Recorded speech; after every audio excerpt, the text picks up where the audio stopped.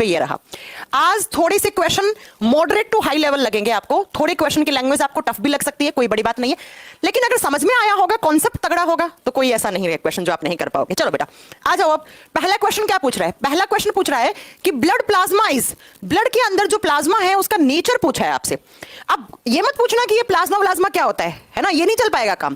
Question पूछा है कि ब्लड के अंदर जो प्लाज्मा होती है, सबसे पहले तो जैसे ही प्लाज्मा पॉइंट आपने सुना, आपके दिमाग में क्वेश्चन क्लिक करने चाहिए, हाँ जी मैम खून में प्लाज्मा होता है, खून में प्लाज्मा 55% में होता है, प्लाज्मा खून को लिक्विडिटी देता है, प्लाज्मा लिक्विड पार्ट होता है, कैसा होता है? पेल येलो, हल्के पीले रंग का होता है। प्लाज्मा जो है उसके अंदर एंटीबॉडीज भी होती हैं, प्लाज्मा हमारे ब्लड के पीएच वैल्यू को भी मेंटेन करके रखता है, प्लाज्मा में बहुत सारे आयंस भी होते हैं। ये सारी बातें आपको घूम फिर के आपके दिमाग में आ जानी चाहिए थी। अगर नहीं भी आई तो सुन लो अब क्वेश्चन क्या पूछ रहा है। क्वेश्चन पूछ रहा है कि हमारे ब्लड के अंदर जो 55% में प्लाज्मा पड़ा है, उस प्लाज्मा का नेचर कैसा है, उसका पीएच वैल्यू कितना है। अक्सर एग्जाम में क्वेश्चन आता है ब्लड का पीएच वैल्यू कितना है, तो ब्लड वाला होता तो तुरंत अभी बच्चे फटाक फटाक बता देते कि मैम 7.4 होता है, कोई बड़ी बात नहीं थी। लेकिन आपसे घुमा के क्वेश्चन पूछा प्लाज्मा का पीएच वैल्यू कितना है, तो सुनो बेटा प्लाज्मा का पीएच वैल्यू भी बेसिक नेचर का होता है, क्षारीय प्रकृति का होता है। अब प्लाज्मा का पीएच वैल्यू बेसिक नेचर का क्यों है, उसका रीजन सुनो। एक तो आप खुद देखो बेटा कि जो खून है उसका पीएच वैल्यू कितना है, 7.4 है, और 7 से जब ऊपर पीएच वैल्यू होता है तो वो बेसिक नेचर का होता है, वो क्षारीय प्रकृति का होता है। तो जब खून का नेचर बेसिक है और खून में 55% में प्लाज्मा है, तो प्लाज्मा भी कैसा होना चाहिए, बेसिक नेचर का होना चाहिए। पहला रीजन तो यह है। दूसरा, अगर आपने मेरे से पढ़ा होगा थ्योरी वाले पार्ट में, तो मैंने पढ़ाया था कि प्लाज्मा में होते हैं आयंस, प्लाज्मा में आयंस होते हैं, जैसे कार्बोनेट आयंस होते हैं, H+ आयंस होते हैं, क्लोरीन आयंस होते हैं, और उन आयंस की वजह से प्लाज्मा का जो नेचर है, प्लाज्मा की जो प्रकृति है वो कैसी होती है, वो बेसिक होती है, वो क्षारीय प्रकृति का होता है। तो आपसे चाहे ब्लड का नेचर पूछे चाहे प्लाज्मा का पूछे, आपको करके आना बेसिक नेचर का होता है प्लाज्मा। रीजन दो है, खून में 55% में प्लाज्मा है, तो जब खून बेसिक नेचर का है तो प्लाज्मा भी बेसिक नेचर का है। और पॉइंट नंबर 2, प्लाज्मा के अंदर आयंस होते हैं, जिन आयंस की वजह से प्लाज्मा का पीएच वैल्यू बेसिक क्षारीय प्रकृति का होता है। क्वेश्चन नंबर ए आंसर जो दे रहे थे सब गलत है, ठीक है। रामा अर्जुन आप अपना आंसर सही कीजिए। चलो अगला क्वेश्चन क्या है, अगला क्वेश्चन कह रहा है कि एक clot of blood contains, blood का जब क्लॉट बन जाता है, अब ये नहीं पूछा कि क्लॉट बनाता कौन है, तो थोड़ा सा क्वेश्चन को कॉन्सेप्ट के साथ पढ़ना है। मुझे मालूम है कि अगर ये क्वेश्चन पूछा होता कि ब्लड का क्लॉट बनाता कौन है, तो आप ऑप्शन में ढूंढते फाइब्रिनोजन। अब अगर आपने यहां फाइब्रिनोजन करा, जैसे कि लाइन लग गई है यहां पर फाइब्रिनोजन फाइब्रिनोजन ए, गलत है, गलत है। क्वेश्चन फिर से पढ़ो एक बार। क्वेश्चन ने ये नहीं पूछा कि ब्लड क्लॉटिंग करवाने वाला प्रोटीन कौन सा है या ब्लड क्लॉट कौन करवाता है, क्वेश्चन ये नहीं कह रहा है। तो आप कैसे ए की भरमार लगाने लग गए, गलत हो आप। इस क्वेश्चन का आंसर होगा D.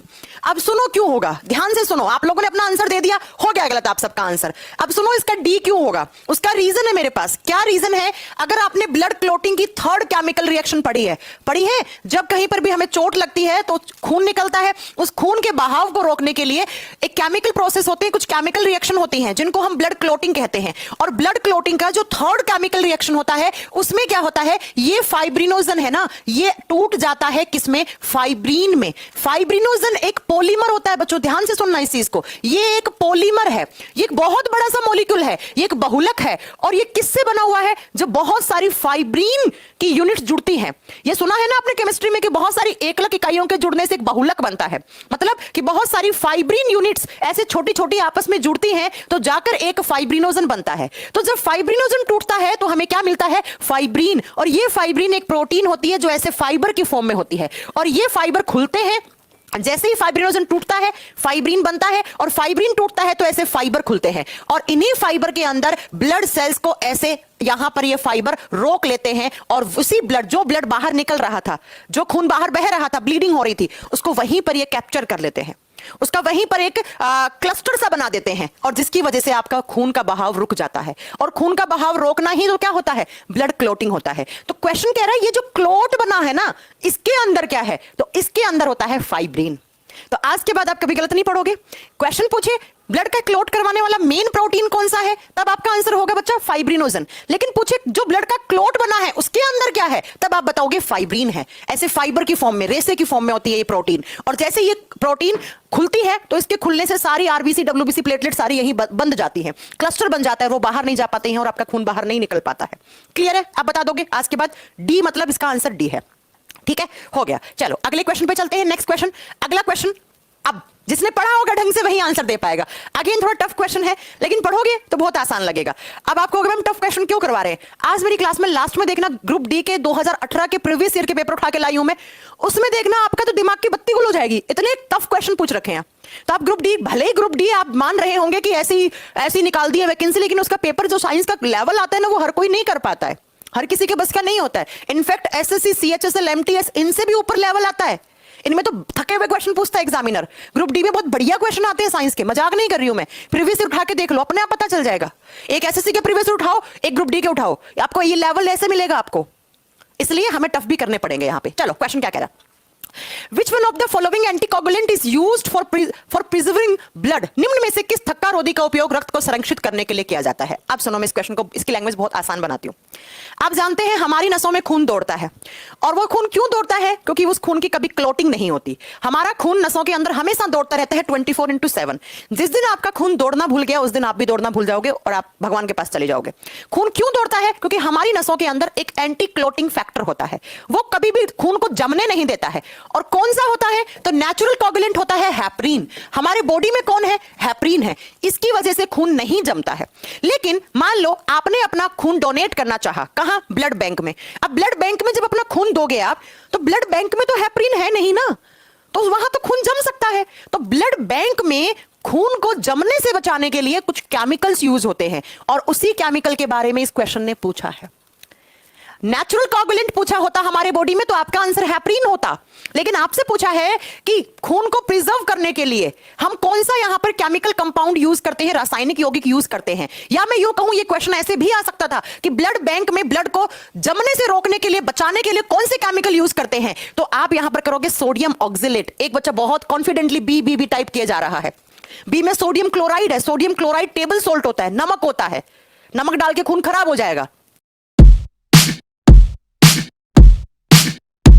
Smooth like butter. Table salt होता है, नमक होता है। नमक डाल के खून खराब हो जाएगा। ठीक है, तो क्या है? Sodium oxalate. बच्चों 2 पॉइंट लिख लेना अच्छे से, एक सोडियम ऑक्जिलेट और एक कैल्शियम सिट्रेट। कैल्शियम सिट्रेट और सोडियम ऑक्जिलेट, ये दो ऐसे केमिकल हैं जो ब्लड बैंक में काम में लिए जाते हैं। जिस तरीके से हमारे शरीर में हेपरीन जो है वो ब्लड का क्लॉट नहीं होने देता, ठीक उसी तरीके से जब आप कभी खून डोनेट किए होंगे तो आपने देखा होगा जिस पाउच के अंदर आपका खून डालते हैं उसमें पहले से एक लिक्विड सा कंपोनेंट रहता है, या बाद में डालते हैं उसके अंदर, वो क्या होता है? वो या तो सोडियम ऑक्जिलेट है या वो सोडियम सिट्रेट है। अब डिपेंड करता है कितने दिनों के लिए प्रिजर्व करना है, उसके आधार पर ये दोनों केमिकल काम में लिए जाते हैं। मुझे लगता है कि अब बहुत अच्छे से मैंने आपका आंसर सही दे दिया है और आप लोग बहुत अच्छे से समझ में आ गया होगा। कैल्शियम ऑक्जिलेट नहीं अनिल कुमार, कैल्शियम ऑक्जिलेट आपको स्टोन बनाता है आपके शरीर में।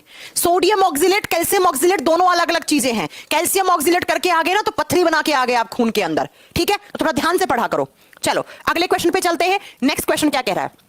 Largest number of white blood capsules are.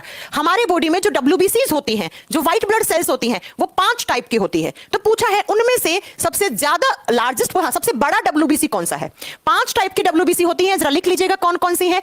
एक तो होती है इसिनोफिल्स, बेसोफिल्स, न्यूट्रोफिल्स, मोनोसाइट्स, और एक और लिख दिया मैंने ल्यूकोसाइट्स। ये टोटल 5 टाइप की WBC होती हैं। आज ही पढ़ाया था महासंगम बैच 4 वाले बच्चों को।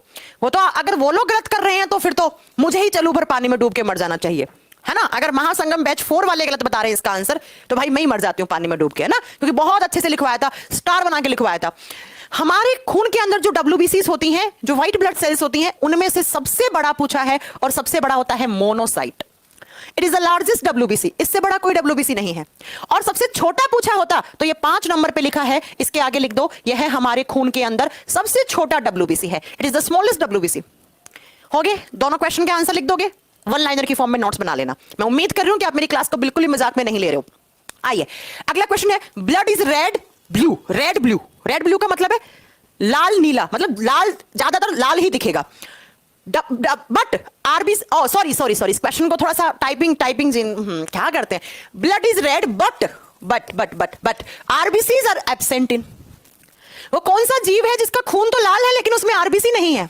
ठीक है, और थोड़ा सा टाइपिस्ट महाराज जी, आप थोड़ा ढंग से टाइप किया करो, क्वेश्चन की लैंग्वेज ही चेंज कर देते हो। मैं तो ऐसे टाइप करके देती हूँ, मैटर उठा के मैं आपकी PPT लगा के पढ़ा देती हूँ, मैं चेक भी नहीं करती पहले, आज के बाद चेक करा करूंगी। ठीक है, blood is red but RBCs are absent in. कौन सा जीव है जिसका खून तो लाल है लेकिन उसमें आरबीसी नहीं है? हमारे शरीर में भी खून लाल है लेकिन हम में आरबीसी होती है। अब यहां पर आपका आंसर होगा अर्थवॉर्म। अब इसका कॉन्सेप्ट सुनो ध्यान से। जो एनिलिडा फाइलम के मेंबर्स होते हैं, बता सकता है एनिलिडा में कौन आते हैं? एनिलिडा में आते हैं ऐसे जीव जंतु जिनका शरीर सेगमेंट में बंटा हुआ होता है। केंचुए को देखा है, अलग अलग सेगमेंट है उसके बॉडी में। लीच होती है ना, जोंक जो खून पीती है ना, तो लीच हो गए, जैसे केंचुआ हो गया, ये आते हैं एनिलिडा संघ में, एनिलिडा फाइलम के मेंबर होते हैं। और जो एनिलिडाज होते हैं उनका खून तो लाल होता है लेकिन उनमें आरबीसी नहीं होता है। अब आप बोलोगे मैम खून लाल क्यों होता है? क्योंकि इनके खून में होता है हीमोग्लोबिन। और आप अच्छे से जानते हैं, और मैंने लास्ट क्लास में पढ़ाया भी है कि हीमोग्लोबिन ही तो कैसा खून को देता है रंग, लाल रंग देता है। तो इनके अंदर आरबीसीज नहीं है। अब आरबीसी का काम क्या होता है? ट्रांसपोर्टेशन ऑफ गैसेस, गैसों को ट्रांसपोर्ट करना। तो इनके अंदर खून ट्रांसपोर्ट करने का काम करता है लेकिन आरबीसी नहीं